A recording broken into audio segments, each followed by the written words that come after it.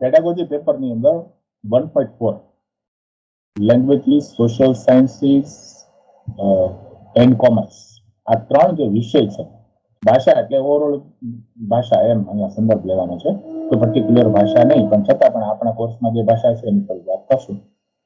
અને બીજું સામાજિક વિજ્ઞાન અને ત્રીજું કોમર્સ એટલે વાણિજ્ય. એના નામો વાણિજ્ય ગણિત બધું આવે. તો એનો સ્કૂલ કરિક્યુલમ અભ્યાસમાં કે શાળામાં એ વિષય તરીકે એનું શું મહત્વ છે, કે શું જરૂરિયાત છે, અને બીજું કે એ વિષય કે એનું ડે ટુ ડે લાઈફમાં આપણા જીવનમાં શું મહત્વ છે, આ બે વસ્તુ આપણે જોવાની છે. બરાબર. Subscribe now and press the bell icon. Never miss an update.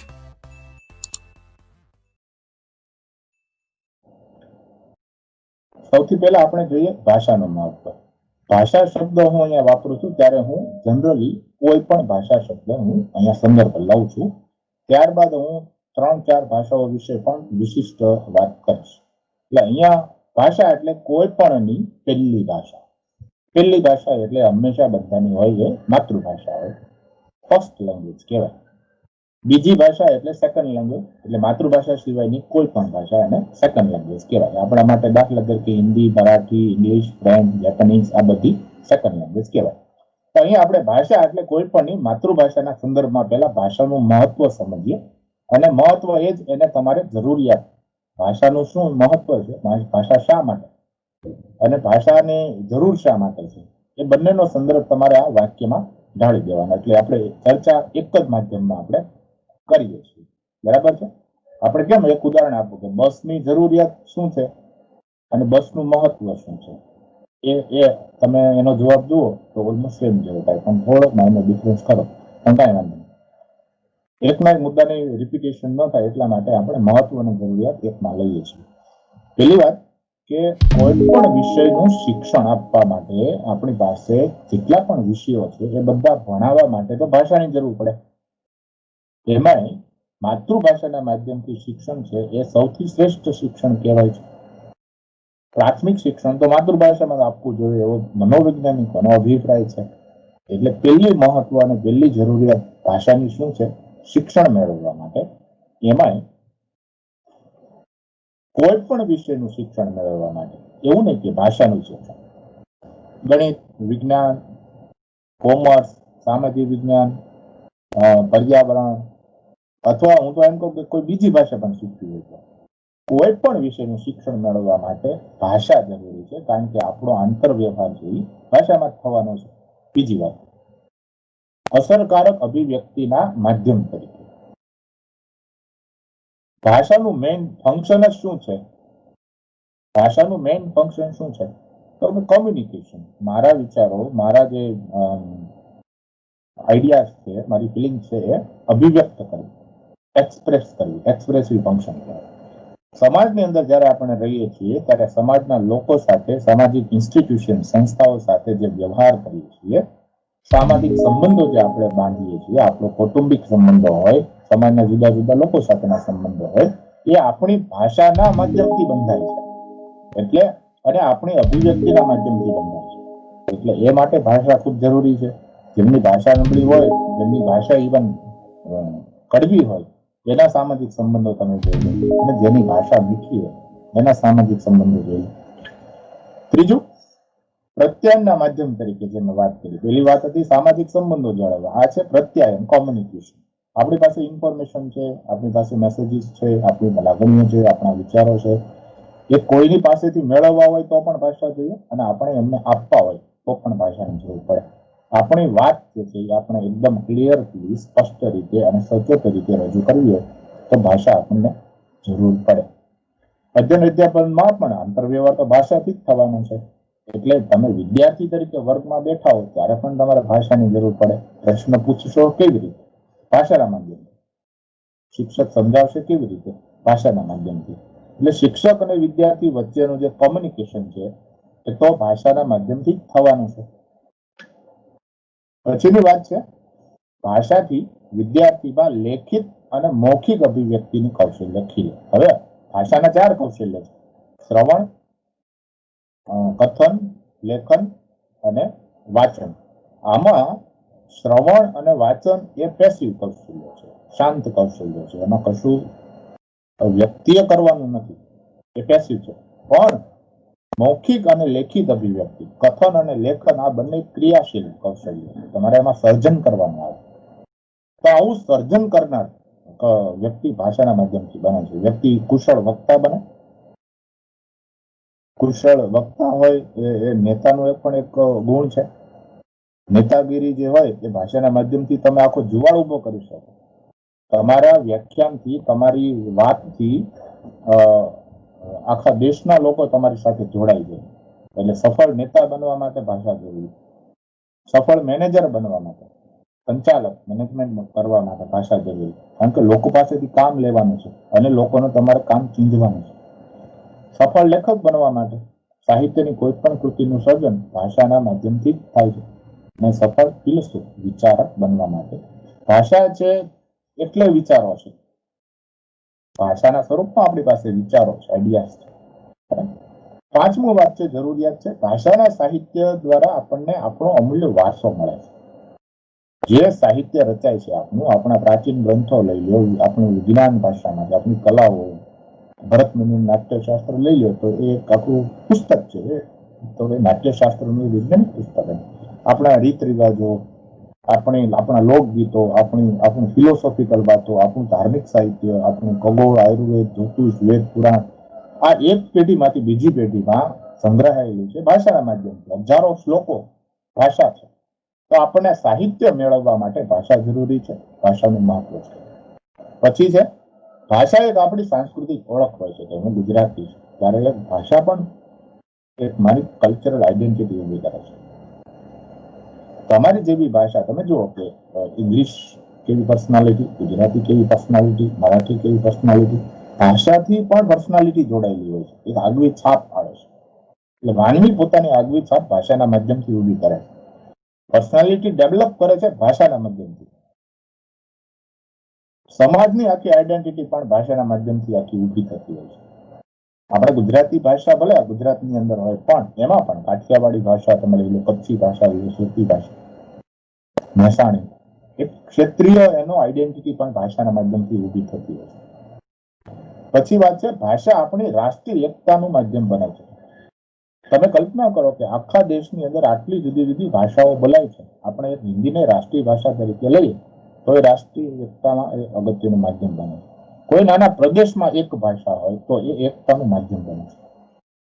પછી ભાષા મનોરંજન માટે બહુ જરૂરી છે. કેમ? તો કે એની કવિતાઓ, એના ગીત, એના લોકગીતો, એના ટૂચકાઓ, એના નાટકો, એની નવલકથાઓ, એનું નૃત્ય, એનું વાંચન, આત્મકથાઓ, પ્રવાસનું વર્ણન, કેટલું બધું સાહિત્ય છે જે આપણને આનંદ આપે છે, મનોરંજન આપે છે. વાંચન છે એ ખૂબ આનંદ આપે છે, આપણને એક જુદા જ વિશ્વમાં લઈ જાય છે. એટલે કહેવાય ને વાંચન છે ને એ શોખ છે. બીજું, માહિતીને મૌખિક અને લેખિત સ્વરૂપે આપણે લાંબા ગાળા સુધી સંગ્રહ કરી શકીએ છીએ. તમે કલ્પના કરો, ભાષા નહોતી, એમાં લેખિત સ્વરૂપ નહોતું, ત્યારે આપણી પાસે જે વારસો હતો એ સંગ્રહી ન શક્યા આપણે. ઘણા સારી રચનાઓ આપણે ખોઈ બેઠા. પણ જ્યારથી આ સંગ્રહ આવ્યો, પ્રિન્ટિંગ આવ્યું, ત્યારથી કેટલી મહાન સાહિત્યની રચનાઓ આપણી પાસે છે. બીજું, દુનિયાની કેટલી બધી રચનાઓ આપણે જુદી જુદી ભાષામાં ભાષાંતર પણ કરીએ છીએ. એટલે ભાષાનું આ પણ મહત્વ છે. લોકગીતો છે એ મુખોપમુખ કહેવાય. એટલે એકથી બીજા મુખ સુધી પહોંચીને એ રીતે એ જળવાયા છે, એટલે લોકગીત કહેવાય છે. એ પણ ભાષાને લીધે સચવાયા છે. બીજું, ભાષા લેખિત મૌખિક સ્વરૂપમાં ઉપરાંત એક સાઇન લેંગ્વેજ, એક બોડી લેંગ્વેજ તરીકે પણ વખણાય છે. માત્ર લેખિત સ્વરૂપે એનો આકાર જે છે એ બરાબર છે, ગ્રાફિકલ ફોર્મ એને કહેવાય ભાષાનું. પણ સાઇન લેંગ્વેજ પણ એક છે જે ઘણા ક્ષેત્રોમાં સાઇન લેંગ્વેજ જરૂરી છે, આપણા જીવનમાં પણ જરૂરી છે. મિલિટરી ફોર્સિસ હોય, પોલીસ ફોર્સિસ હોય, એમાં કેવી સાઇન લેંગ્વેજનો ઉપયોગ હોય છે. વિજ્ઞાન અને ટેકનોલોજીનો જે વિકાસ છે એ ઇન્ટરનેટ ઉપર જેટલું સાહિત્ય અવેલેબલ છે એ બધું જ્ઞાનનો પ્રચાર ભાષાના માધ્યમથી તો થાય છે. વિદેશી ભાષા શીખવા માટે આપણે આપણી ભાષા જાણવી પડે. તમને એક પણ ભાષા ન આવડતી હોય તો નવી ભાષાઓ કેમ શીખો? થોડી મુશ્કેલ પડે. તમારી પાસે એક માતૃભાષાનો બેઝ હોય તો તમે નવી ભાષા શીખવામાં સરળ, તમે દુભાષા ટ્રાન્સલેટર બની શકો. પછી છે વ્યક્તિત્વ વિકાસ, પર્સનાલિટી તમે ડેવલપ કરી શકો. તમારી લેંગ્વેજ ખૂબ સારી હોય, લહેકા વાળી હોય, હાવભાવ વાળી હોય, આરોહ અવરોહ વાળી હોય, તો એ આપણી તમારી પર્સનાલિટીને નિખાર લાવે છે. તમે કોઈક બોલે તો તમે કલાકો સુધી સાંભળો છો, અને કોઈક બોલે તો 10 મિનિટમાં આપણને એમ થાય હવે આમાં આગળ આપણે સાંભળવું નથી. બીજું, ભાષા તમારા માનસિક કૌશલ્યો વિકસાવે છે. તમારી કલ્પના શક્તિ ભાષામાં છે, તમારી વિચાર શક્તિ ભાષામાં છે, તમારી બુદ્ધિ ભાષામાં છે, બુદ્ધિનું એક અંગ છે ભાષા. તર્ક શક્તિ ભાષામાં છે, તમારી નિર્ણય શક્તિ ભાષામાં છે, સમસ્યા ઉકેલ શક્તિ ભાષામાં છે. એટલે જેટલી માનસિક કસરત આપણે જે કરીએ છીએ, માનસિક કસરત, એ તો ભાષામાં થાય છે. એટલે ભાષા ખૂબ આ રીતે અગત્યની છે. હવે કેટલીક વિશિષ્ટ આપણે 4-5 ભાષાઓ જોઈએ અને એનું વિશિષ્ટ મહત્વ જોઈ લઈએ. એ પણ તમે એ રીતે પણ લખી શકો. અંગ્રેજી ભાષાનું શું મહત્વ? તો કે ગ્લોબલ લેંગ્વેજ છે. વિશ્વના બધા જ દેશો એકબીજા સાથેનો મોટા ભાગનો આંતરવ્યવહાર ઇન્ટરનેશનલ લેંગ્વેજ એટલે ઇંગ્લિશમાં કરે છે. તો વિશ્વ સાથે સંબંધો બાંધવા માટે તમારે ઇંગ્લિશ લેંગ્વેજ શીખવી જોઈએ. વ્યાપાર અને ઉદ્યોગની ભાષા છે બિઝનેસ એન્ડ કોમર્સ. દુનિયામાં જેટલા પણ મોટી કંપનીઓ છે એ પોતાનો વ્યવહાર છે, બિઝનેસ કોમ્યુનિકેશન ઇંગ્લિશમાં કરે. તમે જાઓ કે કોઈ લોકલ ભાષાનો જાણકાર ઉદ્યોગપતિ હોય તો સાથે એને ટ્રાન્સલેટર લઈ જવો પડે, પોતાની વાત બીજી વ્યક્તિને કહી શકે એટલા માટે. તો બિઝનેસ રિલેશન્સ ડેવલપ કરવા માટે, વ્યાપાર માટે અંગ્રેજીનું જ્ઞાન જરૂરી છે. ઇન્ટરનેટ અને ટેકનોલોજીની અંગ્રેજી તો મૂળ ભાષા છે. હવે તમે કલ્પના કરો 10 વર્ષ પહેલા માત્ર અંગ્રેજીમાં જ બધી વેબસાઇટ્સ અને મટીરિયલ હતું. હવે તો બધી લોકલ લેંગ્વેજમાં આવ્યું, પણ સૌથી વધુ વેબસાઇટ તો અત્યારે ઇંગ્લિશમાં જ છે. ટેકનોલોજીની અંદર મૂળ ભાષા, બેઝિક લેંગ્વેજ તમારા ફોનમાં કઈ છે? ઇંગ્લિશ છે, બેઝિક લેંગ્વેજ. અંગ્રેજી સાહિત્ય જે છે એ વિશ્વનું સૌથી સમૃદ્ધ સાહિત્ય છે, કારણ કે કોમનવેલ્થ હતું, દુનિયાના મોટાભાગના દેશો ઉપર જ્યારે અંગ્રેજીનું શાસન હતું, ત્યારે તમે વિચાર કરો કે દુનિયાના મોટાભાગના દેશોમાં હાલમાં પણ અમેરિકન લિટરેચર તમે જુઓ, રશિયન લિટરેચર જુઓ, તો ઓસ્ટ્રેલિયન લિટરેચર જુઓ, બ્રિટિશ લિટરેચર તો છે જ, આફ્રિકન લિટરેચર જુઓ, આ બધું ઇંગ્લિશની અંદર એટલું બધું અવેલેબલ છે. અને જે વિશ્વની મહાન કૃતિઓ છે, ભગવદ્ ગીતા છે, દુનિયાની મોટાભાગની ભાષાઓમાં ટ્રાન્સલેટ થઈ છે. પણ સૌથી પહેલું ટ્રાન્સલેશન અંગ્રેજીમાં થાય છે, જેને ગ્લોબલ લેવલે પુસ્તક પહોંચાડવું ટ્રાન્સલેશન અંગ્રેજીમાં થાય છે. એટલે વિશ્વના મહાન બુકો, સંદર્ભ પુસ્તકો આપણને અંગ્રેજીમાં મળે છે. એટલે તમે અંગ્રેજીના જાણકાર હો તો આ સાહિત્યથી પરિચિત થઈ શકો છો. હાયર લેવલ હાયર એજ્યુકેશન માટે તમારે વિદેશમાં ભણવા જવું છે, તમારે કોઈ પ્રોફેશનલ ડિગ્રી મેળવવી છે, તો ઇંગ્લિશ મીડિયમ જરૂરી છે. તમે મેડિકલ ટેકનોલોજી મેનેજમેન્ટમાં તમે ડિગ્રી મેળવવા જાઓ તો અંગ્રેજી ભાષા તો બેઝિક છે, તમારે અંગ્રેજી તો આવડવું જ જોઈએ. અને છેલ્લું અગત્યનું કે ભાઈ પર્સનાલિટી ડેવલપમેન્ટ માટે, પર્સનાલિટીને સ્કોપ આપવા માટે ઇંગ્લિશ એવું લોકોની માન્યતા છે કે અંગ્રેજી ભાષાથી થોડો સોફિસ્ટિકેટેડ વ્યક્તિ બની શકે છે. બીજી વાત કરીએ આપણી રાષ્ટ્રભાષા હિન્દીની, કે ભાઈ એનું મહત્વ શું છે. હિન્દી ભાષા આપણને દેશમાં ભાવાત્મક એકતા તરીકે, રાષ્ટ્રીય એકતાના માધ્યમ તરીકે આપણને જોડે. આપણે જ્યારે હિન્દીમાં કશું સાંભળીએ છીએ ત્યારે આપણને એક દેશના તરીકે, નાગરિક તરીકે ગૌરવ થાય છે કે આ મારી ભાષા, આપણી ભાષા. હિન્દીમાં કેન્દ્ર સરકારના તમામ ખાતાઓનું સંચાલન હિન્દીમાં ચાલે છે, અંગ્રેજીના બે જ માધ્યમમાં ચાલે છે. હિન્દી ભાષા એ રીતે મહત્વની છે પ્રશાસનમાં. સરકારી વિભાગોમાં બધું જ કામ હિન્દી જાણકાર માટેની જરૂર હોય છે. અત્યારે સમાચાર માધ્યમો છે, એમાં ફિલ્મોમાં તમારે કામ કરવું હોય તો તમને નોકરી મળી જાય, તમને હિન્દી જો ભાષા ઉપર તમારું પ્રભુત્વ હોય તો. સાહિત્યિક મહત્વ, હિન્દીમાં પણ ઉત્કૃષ્ટ સાહિત્ય વર્ષોથી રચાય છે. આપણા ઘણા બધા પ્રદેશો એવા છે જેની માતૃભાષા હિન્દી છે, ઉત્તર પ્રદેશ, બિહાર. અને સાંસ્કૃતિક મહત્વ, આપણી સાંસ્કૃતિક ધરોહર પણ ઘણી બધી હિન્દીમાં અને સાહિત્ય આપણને હિન્દીમાં મળે છે. હિન્દીની નજીકની ઘણી બધી ભાષાઓ છે. સંસ્કૃત ભાષા આપણી વેદની ભાષા, પુરાણોની ભાષા, સૌથી પ્રાચીન ભાષા. એ પણ વૈશ્વિક એકતા અને અનેક મૂલ્યો સંસ્કૃત સાહિત્યમાં આપે છે. જીવન કેમ જીવવું એ તમને સંસ્કૃત સાહિત્યમાંથી જોવા મળે. એના નીતિ શતક લઈ લો, એના પુરાણો લઈ લો, એની કથાઓ લઈ લો, ઉપનિષદો લઈ લો, વેદો લઈ લો, જીવન, મહાભારત, રામાયણ લઈ લો, જીવન કેમ જીવવું એના મૂલ્યો તમને સંસ્કૃત સાહિત્યમાંથી મળે. વિશ્વની સૌથી પ્રાચીન ભાષા છે, ઉપરાંત ભારત દેશની મોટા ભાગની ભાષાઓ સંસ્કૃતમાંથી જન્મી છે. એટલે એક ભાષાએ અનેક નવી ભાષાઓનું સર્જન આપ્યું છે. એટલે આ ભાષા તમે જાણો તો બીજી ભાષાઓ સમજવામાં સહેલું રહે, એ એનું મહત્વ છે. કેટલા બધા ધર્મગ્રંથો, વેદ, ઉપનિષદ, પુરાણ, આયુર્વેદ, ખગોળશાસ્ત્ર હોય કે પાણીનું અષ્ટાધ્યાય, કૌટિલ્યનું અર્થશાસ્ત્ર હોય, મનુસ્મૃતિ હોય, કેટલા બધા ગ્રંથો તમે લઈ લો. આ બધા જ ગ્રંથો સંસ્કૃત ભાષામાં છે. સંસ્કૃત ભાષા માટે આપણો વિશાળ સાહિત્યિક વારસો જાણવો હોય, સંસ્કૃત ભાષાનો અભ્યાસ કરવો. કાલિદાસ, ભાસ, ભર્તુરી જેવાના મહાકાવ્ય તમે લઈ લો, એના નાટકો લઈ લો, ભર્તુરીના 3 શતક લઈ લો, નીતિ શતક, વૈરાગ્ય શતક, શૃંગાર શતક, તો એ સંસ્કૃત સાહિત્યની જે ધરોહર છે એ તમને પણ મળે સંસ્કૃત ભાષાનો અભ્યાસ. હવે આપણે જોઈએ બીજો વિષય, એટલે આપણો સોશિયલ સાયન્સ, સામાજિક વિજ્ઞાન. સામાજિક વિજ્ઞાનનું શું મહત્વ છે, શું જરૂરિયાત છે? પહેલી વાત કે સામાજિક ગુણોનો વિકાસ કરે. સામાજિક ગુણો કેવા? તો કે સમાજની અંદર એક વ્યક્તિ તરીકે તમારે કેવી રીતે રહેવું, કેવી રીતે વ્યવહાર કરવો લોકો સાથે, કેવા સંબંધો સ્થાપવા, સમાજમાં કેવી રીતે અનુકૂળ થઈને રહેવું, સમાજનો વિકાસ થાય, સમાજને નડો નહીં, એવા સામાજિક ગુણો સામાજિક વિજ્ઞાનમાંથી મળે. માનસિક શક્તિનો પણ વિકાસ સામાજિક વિજ્ઞાનમાંથી થાય, કારણ કે સમાજના પ્રશ્નો છે એ એમાં દર્શાવેલા હશે. સામાજિક સંબંધોની વાત હશે, સામાજિક બંધારણની વાત હશે, સામાજિક રીત રિવાજોની વાત હશે, સામાજિક ઘટનાઓની વાત હશે. આ બધુંનું અર્થઘટન કરવાનું છે, એનો ઉકેલ મેળવવાનો છે. સામાજિક અંધશ્રદ્ધાઓ તમે જોઈ, એ માનસિક શક્તિ પણ સામાજિક વિજ્ઞાનથી મળે. નાગરિક શાસ્ત્ર આખો વિભાગ છે સામાજિક વિજ્ઞાનનો. એટલે લોકશાહીમાં એક સારો નાગરિક બને, લોકશાહી મૂલ્યોનું પાલન કરતો હોય એવો નાગરિક બને, પોતાની હકો અને ફરજોનો જાણકાર નાગરિક બને, સમાનતા, સ્વતંત્રતા, બંધુત્વ, આવા લોકશાહીના જે મૂલ્યો છે એ સ્વીકારે એવો નાગરિક સામાજિક વિજ્ઞાનથી ઘડાય. એટલા માટે બીજું છે વ્યક્તિને એક કુટુંબના સભ્ય તરીકેની જવાબદારી, સમાજના સભ્ય તરીકેની જવાબદારી, એક રાષ્ટ્રના નાગરિક તરીકેની જવાબદારીનું ભાન સામાજિક વિજ્ઞાન કરાવે.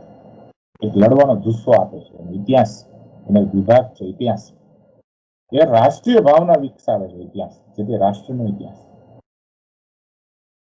સામાજિક વિજ્ઞાનનું જ્ઞાન હોય તો વ્યક્તિને પોતાનો અને પર્યાવરણ સાથેનો સંબંધ પણ ખબર પડે છે. ભૂગોળ નામનો વિષય એની અંદર આવે એટલે પર્યાવરણ સાથે એને કેમ જીવવું એને સામાજિક વિજ્ઞાનથી ખબર પડે. ભૂતકાળની ઘટના તમને ઇતિહાસમાંથી જાણવા મળે, અને જો જે ઇતિહાસ જાણે છે એ વર્તમાન પણ સુધારી શકે છે અને ભવિષ્ય પણ સુધારી શકે. ઇતિહાસ એક પાયો છે જેના ઉપર આપણે આપણી ઇમારત ચડવાની. એટલે જે વ્યક્તિને પોતાનો ઇતિહાસ, પોતાના સમાજનો ઇતિહાસ, પોતાના દેશના ઇતિહાસની ન ખબર હોય એ યોગ્ય નથી. એટલે સામાજિક વિજ્ઞાનના ઇતિહાસ એક ઘટક તરીકે બહુ અગત્યનો સોલ્યુશન.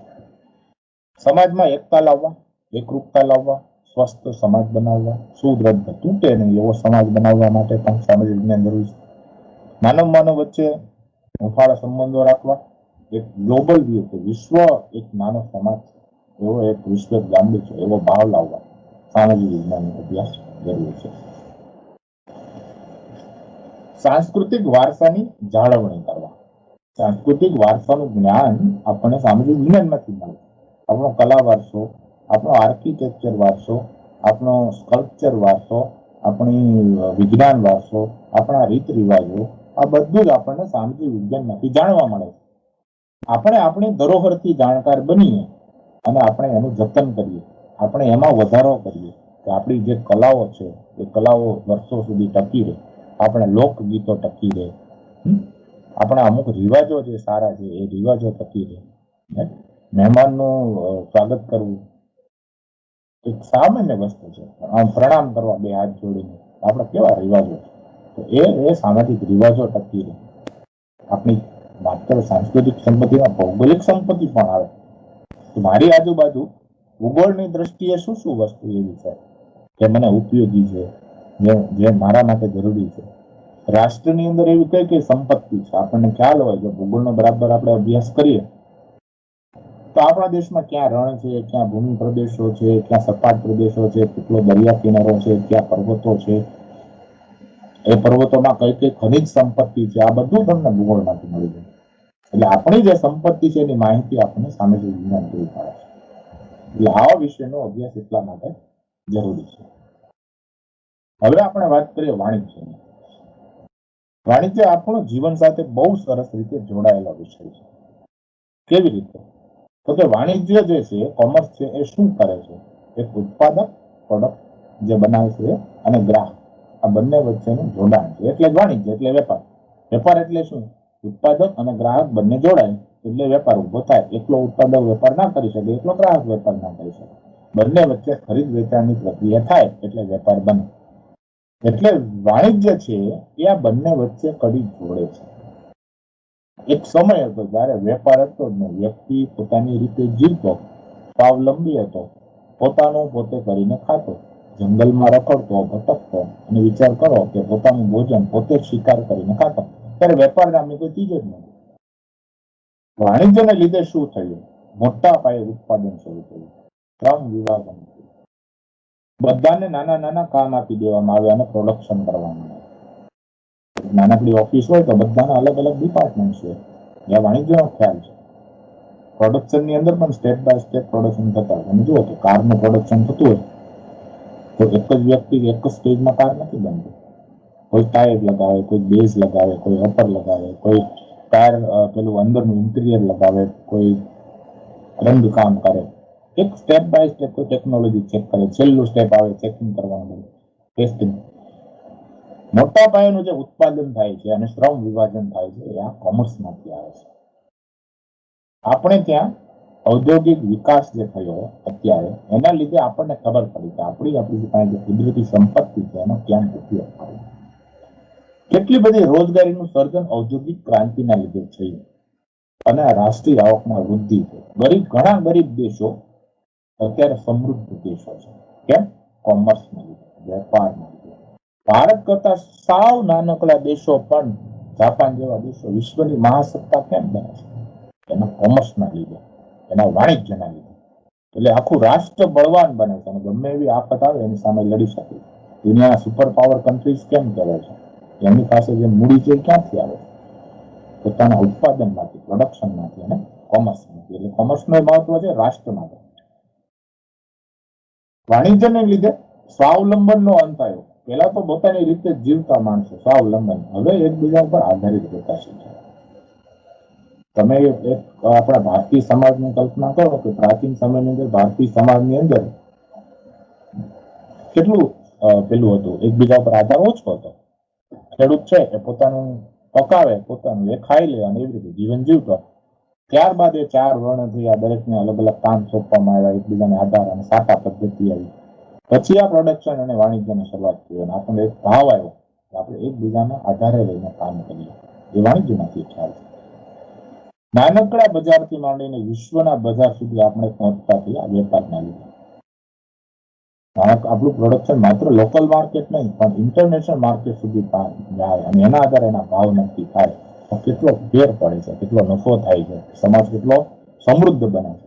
એ વાણિજ્યથી શક્ય બને. મેં કહ્યું તેમ ગુફામાં આપણે ભટકતું જીવન જીવતા, પહેરવા કપડાં પણ નહોતા, રહેવા મકાન પણ નહોતું. ખેતી નામનો નાનકડો વ્યવસાય શરૂ થયો. એમાંથી ધીમે ધીમે આ આખું પરિવર્તન થયું. હવે તમે વિચાર કરો કે ખેતીમાંથી ધીમે ધીમે પોતાની સાટા પદ્ધતિ, પોતાને ત્યાં પાકતું અનાજ એ બીજાને આપે છે અને એ અનાજમાંથી તમે જુઓ કે એમાંથી બીજી વસ્તુ ખરીદે છે. એટલે ધીમે ધીમે એ જે વેપાર જે છે એ ગુફામાં ભટકતા જીવનમાંથી એક સારું જીવન જીવતો થયો. એક સારું એને મકાન બનાવ્યું, પહેરવા કપડા લીધા, સુખ સુવિધાઓ મેળવી. એટલે લાઈફસ્ટાઈલ છે એ બદલાય, એટલે વ્યક્તિની લાઈફસ્ટાઈલ બદલાય. બરાબર?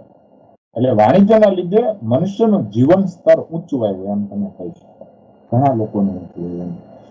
પછીની વાત છે વિષય તરીકે શું મહત્વ છે. આપણે કરિક્યુલમની અંદર એક વિષય તરીકે શું કરીએ છીએ? કોમર્સ નામનો સબ્જેક્ટ ઇન્ટ્રોડ્યુસ કરવાથી કુશળ વેપારી તૈયાર થઈ શકે છે. કુશળ વેપારી કેવો હોય? બરાબર? ગુજરાતીની છાપ જ આખી એવી છે કે તો બહુ વેપારી પેલું કુશળ વ્યક્તિ સમાજને સ્કિલ્ડ વ્યક્તિ એટલે વેપારની અંદર જેવા લોકોની જરૂર છે, ઉત્પાદનમાં જેવા લોકોની જરૂર છે, એવો જે ખ્યાલ છે એ વાણિજ્ય સબ્જેક્ટમાંથી આવે. તમે બીકોમ કરો, બિઝનેસ ઓફ કોમર્સ, બિઝનેસની આટલી મોટી તમામ તમે સમજી જાઓ. એ રીતે એનો એક બેઝ છે એ ધોરણ 11 અને 12 ની અંદર વાણિજ્ય વિષયથી થાય. વાણિજ્ય વિષય એટલે અહીંયા આપણે વાણિજ્યને રિલેટેડ બધા વિષય લેવાના.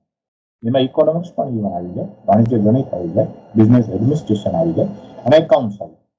આ બધાનું કલેક્ટિવ ઇફેક્ટ આપણી એક વ્યક્તિત્વ ઉપર પડતી હોય છે. ઘણા લોકો આમાંથી જ MBA જતા હોય છે. MBA બિઝનેસની અંદર જ છે એ વસ્તુ, business management, CA charter accounts બનતા હોય છે. એટલે કુશળ વ્યક્તિ સમાજને પૂરા પાડવા માટે વાણિજ્ય વિષય. માનવની જરૂરિયાતો કઈ છે, એ જરૂરિયાતો મારે કેમ સંતોષવી, મારે કઈ વસ્તુ કેવી રીતે ખરીદવી, કઈ વ્યાજબી કિંમતી કેટલી મળે, તેની કિંમત કેવી હોય, એની ગુણવત્તા મારે કેમ નક્કી કરવી, આ બધાનો ખ્યાલ વાણિજ્ય વિષયમાં મળે. બીજું, યોગ્ય વ્યવહારની ભાવનાઓનો વિકાસ કરવા માટે. હવે વેપારી અને ગ્રાહક વચ્ચે કેવું હોય છે, ગ્રાહક મારો પરમેશ્વર છે, વેપારી બહાર લખતો હોય છે. કેમ? તો કે એનો બિઝનેસ મેઇન તો ગ્રાહક ઉપર આધારિત છે. જે વેપારીની તોછડાઈ ભર્યું વર્તન કરતો હોય અને એ ગ્રાહકને માન ન આપે, એનો વેપાર સ્વાભાવિક છે, ચાલતો નથી. એટલે આમાં જુઓ તમે, કોમર્સમાંથી એક વ્યક્તિત્વનો વિકાસ પણ થાય છે કે મારે સામેની વ્યક્તિ સાથે કેમ વાત કરવી. તમે વિચાર કરો કે એક સામાન્ય સેલ્સમેન સામાન્ય પ્રોડક્ટ કોઈ દિવસ કોઈ ના કહી દે, પણ એ સેલ્સમેનશીપના લીધે, એની એક વાત છટાના લીધે, એના વર્તન વ્યવહારના લીધે તમે જુઓ કે કોઈ પણ પ્રોડક્ટ વેચી દેતો હોય. તમને અમુક દુકાને અમુક શોપ ઉપર જવું ગમે છે એ વેપારીના વર્તનના લીધે. અમુક શોપ ઉપર જવું નથી ગમતું તમને. એક વખત જાઓ પછી તમે નક્કી કરો કે હવે આ દુકાને કે આ શોપ ઉપર જવું જ નથી. તો યોગ્ય વ્યવહાર કેમ કરવો, ગ્રાહક અને વેપારી વચ્ચેના સંબંધો કેવા હોય, એની જાણકારી આપણને વાણિજ્ય વિષયમાંથી મળે. એટલે આમ જુઓ તો કેવી વાત છે કે વ્યક્તિત્વનું ઘડતર પણ વાણિજ્ય વિષય કરી આપે. વ્યક્તિના જીવનમાં રોજબરોજની લેવડ દેવડ, એમાં જો બેન્કિંગ આવે, પોસ્ટ આવે, વીમો આવે, આપણા ઘરની અંદર પણ નાના નાના હિસાબો કરવાના હોય. આ બધી સંસ્થા જે મેં કીધી એની સાથે આપણે હિસાબી વ્યવહારો કરવાના હોય. ઘરમાં જે ખર્ચ થતો હોય, ઘરનું પણ નાનકડું બજેટ હોય. હવે આ વસ્તુ જે છે એ આપણા નામા પદ્ધતિમાંથી કે બીજા વિષયોમાંથી આપણને ખબર પડે. જીવનની અંદર આ એક હિસાબ, આર્થિક પાસું પણ એટલું જ અગત્યનું છે. જે વ્યક્તિનું આર્થિક સંચાલન, આર્થિક મેનેજમેન્ટ નબળું છે, એ જીવનમાં ઘણી રીતે એટલી તકલીફ ભોગવે છે. ઘણા ખૂબ ટૂંકા સમયની અંદર ખૂબ પૈસો કમાઈ લે છે અને ઘણા કેટલા વર્ષો સુધી મહેનત કરે છે અને એટલું મેનેજમેન્ટ નબળું હોય છે, એની સૂઝ એવી નબળી હોય છે કે એને એ કોઈ ધંધામાં સફળ જ ના થાય. એટલે તમારા ઘરની અંદર આવક અને જાવકનો હિસાબ રહેવો જોઈએ. જો એ ન રહે તો તમને મુશ્કેલી પડે. કેમ કે આવક કરતા ખર્ચ વધી, આમદની હેઠળની ખર્ચા રૂપિયા, જેને જેવી હાલત થાય ત્યારે ઘરમાં બહુ મુશ્કેલી ઊભી થતી હોય. એટલે ઘરના આર્થિક વ્યવહારોની નાની નાની નોંધ પણ આપણે કરવી જોઈએ. એ ખ્યાલ, એ આઈડિયા આમાંથી. બેંક કેવી રીતે કામ કરે, બેંકમાં કેવા ફોર્મ્સ હોય, શેર બજાર કેવી રીતે કામ કરે, પોસ્ટ ઓફિસમાં શું કરવાનું, લાઈફ ઇન્સ્યોરન્સ શું છે, આ બધા બેઝિક ખ્યાલ. હિસાબ કેવી રીતે લખાય, આવક જાવકની નોંધ કેમ થાય, વાર્ષિક હિસાબ કેમ બને. કોઈ પણ મારો વ્યવસાય શરૂ કરવો છે તો એમાં એ નાણાકીય મૂલ્ય શું, ઘસારો શું કહેવાય, મારી પાસે કોઈ વસ્તુ ખરીદી છે તો એને હું ઘસારાની ગણતરી કરું, એની ડિવેલ્યુએશન કેવી રીતે થાય છે. આ ખ્યાલો જે છે બધા, એ આપણા જીવન સાથે જોડાયેલા ખ્યાલો છે. એટલે આ જીવનમાં કેવી જરૂરિયાત છે આની. એટલે વ્યક્તિના જીવનમાં વાણિજ્યનું આ બહુ સારું મહત્વ છે. બીજું, વિદ્યાર્થીમાં પ્રામાણિકતાનો ગુણ પણ ખીલે. નીતિમત્તાથી વેપાર કરવો, કોઈને છેતરવા નહીં, બચત કરવી, ખોટા નાણાં વેડફવાની, આ ખ્યાલ વાણિજ્ય વિષયમાંથી મળે. પ્રામાણિકતાથી કોઈને છેતરવા નહીં, નીતિમત્તાથી ધંધો કરવો. છેતરીને તમે જયારે ધંધો કરો છો ત્યારે શું નુકસાન જાય છે એવું ન કરવું જોઈએ. સામાજિક આ જે ગુણ છે, એ વ્યક્તિગતનું જે મૂલ્ય છે, એ પણ આમાંથી. નાની નાની બચત કરવી. આપણે ત્યાં બચતનો જે કોન્સેપ્ટ છે બહુ મોટો આવ્યો છે. પહેલાના જમાનામાં બચત કરતા, અન્નની બચત કરતા. આપણે ત્યાં હવે નાણાંની બચત કરવા માટે આપણી પાસે ઘણા બધા સ્ત્રોત છે, ઘણા બધા માધ્યમ છે. એટલે બચતનું જીવનમાં શું મહત્વ છે અને કેવી રીતે કામ લાગે, જીવન વીમાનું શું મહત્વ છે, કેવી રીતે કામ લાગે, અને ખોટો ખર્ચ કેવો ભારે પડી શકે છે આપણને, એ ખ્યાલ આપણને વાણિજ્ય વિષય આપે. કારણ કે એમાં આપણે જયારે નામું હોય તો એમાં આપણે એવા વ્યવહારો નોંધતા હોઈએ, એવા વ્યવહારોની વાતો થતી હોય, એનાથી આપણને ઉડ્યા.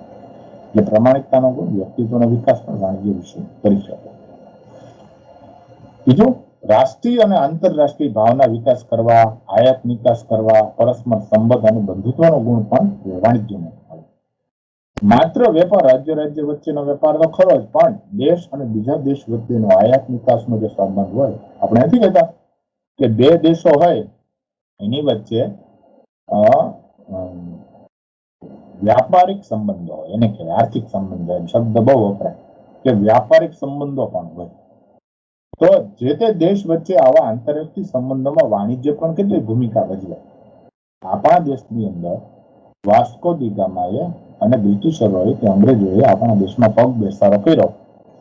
એમાં ઈસ્ટ ઇન્ડિયા કંપનીનો મૂળભૂત હેતુ તો આપણા દેશની અંદર વેપાર કરવાનો હતો. એટલે વાણિજ્યના માધ્યમથી જ આપણા દેશની અંદર આવ્યા હતા અને એ સંબંધો એમને ઉભા કર્યા હતા. એટલે વેપાર જે છે એ રાષ્ટ્રીય અને આંતરરાષ્ટ્રીય સંબંધો ઉભા કરવામાં અગત્યનો ભાગ ભજવે. બીજું, આયાત અને નિકાસના આધારે આપણા રૂપિયાની કિંમત નક્કી થતી હોય છે, આપણા દેશની કિંમત વિશ્વમાં નક્કી થતી હોય છે, વિશ્વમાં એનું સ્થાન નક્કી થતું હોય છે. જે દેશમાં જેટલો આર્થિક પ્રવૃત્તિ સારી એટલા એ લોકોના દેશમાં લોકોનું જીવન ધોરણ લાઈફસ્ટાઈલ ઊંચી. આવક જાવકમાં સમતુલા હોય તો લાઈફસ્ટાઈલ બરાબર છે. બાકી તમે લોન નીચે દબાઈ ગયેલા રહ્યો, આવક કરતા ખર્ચ તમારો વધી જાય તો તમારી લાઈફસ્ટાઈલ સ્વાભાવિક છે અસર પડવાની, મુશ્કેલીમાં મુકાઈ જવાના છો તમે. એટલે જીવન ધોરણ ઊંચું લાવવા પણ વાણિજ્યમાં કારણ કે આપણને આવક જાવકમાં જે સમતુલા છે એનો ખ્યાલ આવે. બીજું છે વાણિજ્ય સંબંધી વ્યવહારિક જ્ઞાન આપણને મળે. જે લોકો નામું છે, વાણિજ્ય વ્યવસ્થા સંચાલન છે, એનો અભ્યાસ કર્યો છે, એમને ખ્યાલ હશે કે ફાઇલિંગ કેમ કરવું, ડોક્યુમેન્ટ્સનું, રિસિપ્ટનું, બિલોનું, કોઈ પણ બીજા કોઈ કંપની રિલેટેડ ડોક્યુમેન્ટ્સ હોય એ બધું દસ્તાવેજો, પત્રલેખન, બિઝનેસ કોમ્યુનિકેશન કેમ કરવું, ઓર્ડર્સ કેમ આપવો, ઓર્ડર કેમ મેળવવું, કેવી ભાષામાં ઓર્ડર ક્રિએટ કરવું, મેનેજમેન્ટ કેમ કરવું, આ બધું જે વ્યવહારિક જ્ઞાન છે, જીવનમાં જે જરૂરી જ્ઞાન છે, એ બધું વાણિજ્યમાંથી મળે. એ જીવનમાં કામ લાગે એવું આ જ્ઞાન છે. આ હતું ભાષાનું મહત્વ, સામાજિક વિજ્ઞાનનું મહત્વ અને વાણિજ્ય એટલે કે કોમર્સનું ઓવરઓલ